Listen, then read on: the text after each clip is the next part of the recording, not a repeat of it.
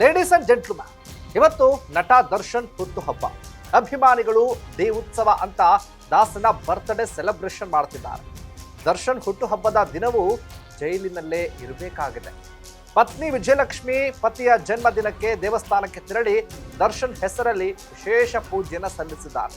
ಅಲ್ಲದೆ ಸೋಷಿಯಲ್ ಮೀಡಿಯಾದಲ್ಲಿ ವಿಶ್ ಕೂಡ ಮಾಡಿದ್ದಾರೆ.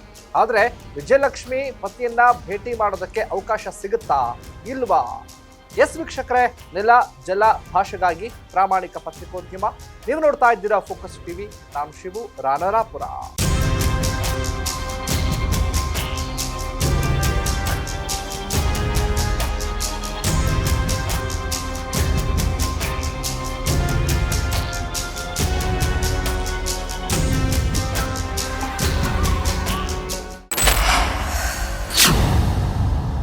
ಕಳೆದ ವರ್ಷ ಹುಟ್ಟುಹಬ್ಬದ ದಿನ ದರ್ಶನ್ ಹೊರಗಿದ್ರು, ಆಚರಣೆಗೆ ಮಾತ್ರ ನೋ ಅಂತ ಹೇಳಿದ್ರು. ಆದ್ರೆ ಡೆವಿಲ್ ಚಿತ್ರದ ಟೀಸರ್ ರಿಲೀಸ್ ಆಗಿತ್ತು. ಇದು ಅಭಿಮಾನಿಗಳ ಖುಷಿಗೆ ಸಾಕಾಗಿತ್ತು.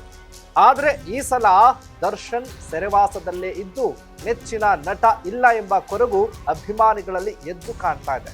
ಹಾಗಿದ್ರೂ ರಾಜ್ಯಾದ್ಯಂತ ಡಿ ಉತ್ಸವ ಮಾಡಿ ಅಭಿಮಾನಿಗಳು ಸಂಭ್ರಮಿಸ್ತಾ ಇದ್ದಾರೆ. ಇತ್ತ ದರ್ಶನ್ ಪತ್ನಿ ವಿಜಯಲಕ್ಷ್ಮಿ ಕೂಡ ಸೋಷಿಯಲ್ ಮೀಡಿಯಾದಲ್ಲಿ ಪತಿಗೆ ಶುಭ ಹಾರೈಸಿದ್ದು ಸರಳವಾಗಿಯೇ ಸೆಲೆಬ್ರೇಟ್ ಮಾಡ್ತಿದ್ದಾರೆ.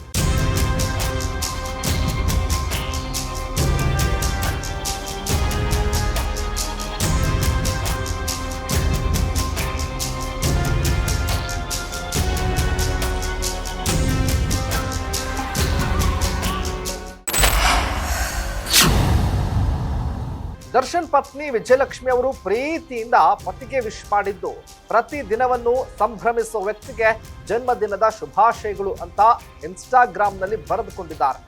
ಜೈಲಿನಲ್ಲಿ ಮೊದಲ ಬಾರಿಗೆ ಹುಟ್ಟುಹಬ್ಬ ಆಚರಿಸಿಕೊಳ್ತಾ ಇರುವ ದರ್ಶನ್ ಅವರು ಈ ವರ್ಷ ಸಂಭ್ರಮಕ್ಕೆ ಬ್ರೇಕ್ ಹಾಕಿದ್ದಾರೆ. ಅಲ್ಲದೆ ಜೈಲಿನಲ್ಲಿ ಹೆಚ್ಚಿನ ಸಂಭ್ರಮಕ್ಕೆ ಅವಕಾಶವೂ ಕೂಡ ಇಲ್ಲ. ಹೀಗಾಗಿ ದರ್ಶನ್ ಭೇಟಿಗೆ ಅವಕಾಶ ಸಿಗುತ್ತೋ ಇಲ್ವೋ ಅನ್ನೋ ಅನುಮಾನವೂ ಕೂಡ ಇದೆ. ಹಾಗಿದ್ರೂ ವಿಜಯಲಕ್ಷ್ಮಿ ಅವರು ಇವತ್ತು ದೇವಸ್ಥಾನಕ್ಕೆ ತೆರಳಿ ದರ್ಶನ್ ಹೆಸರಲ್ಲಿ ವಿಶೇಷ ಪೂಜೆಯನ್ನ ಸಲ್ಲಿಸಿ ಆ ಬಳಿಕ ಜೈಲಿಗೆ ಭೇಟಿ ಕೊಡುವಂತಹ ನಿರೀಕ್ಷೆ ಕೂಡ ಇದೆ.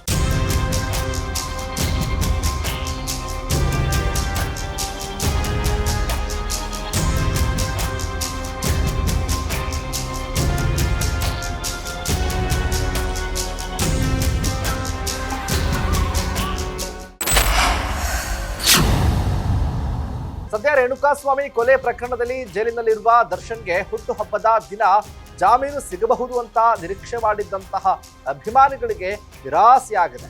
ಅಲ್ಲದೆ ಜೈಲಿನಲ್ಲಿ ಅವರು ತುಂಬಾನೇ ಕಷ್ಟಪಡ್ತಾ ಇದ್ದಾರೆ ಅಂತ ಅಭಿಮಾನಿಗಳು ಬೇಸರಗೊಂಡಿದ್ದಾರೆ. ಏನೇ ಆದರೂ ನೆಚ್ಚಿನ ನಟನ ಹುಟ್ಟುಹಬ್ಬವನ್ನ ಆಚರಿಸಬೇಕು ಅಂತ ಹೇಳಿ ಡಿ ಉತ್ಸವ ಮಾಡ್ತಾ ಇದ್ದು ರಕ್ತದಾನ, ವೃದ್ಧಾಶ್ರಮಗಳಿಗೆ ಹಣ್ಣು ಹಂಪಲು ಹಂಚುವಂತ ಮೂಲಕ ಸರಳವಾಗಿ ಸೆಲೆಬ್ರೇಟ್ ಮಾಡ್ತಿದ್ದಾರೆ. ಇದಾಗಿತ್ತು ಫೋಕಸ್ನ ಸ್ಪೆಷಲ್ ಸ್ಟೋರಿ. ನೆಲ ಜಲ ಭಾಷೆಗಾಗಿ ನೋಡ್ತಾ ಇರಿ ಫೋಕಸ್.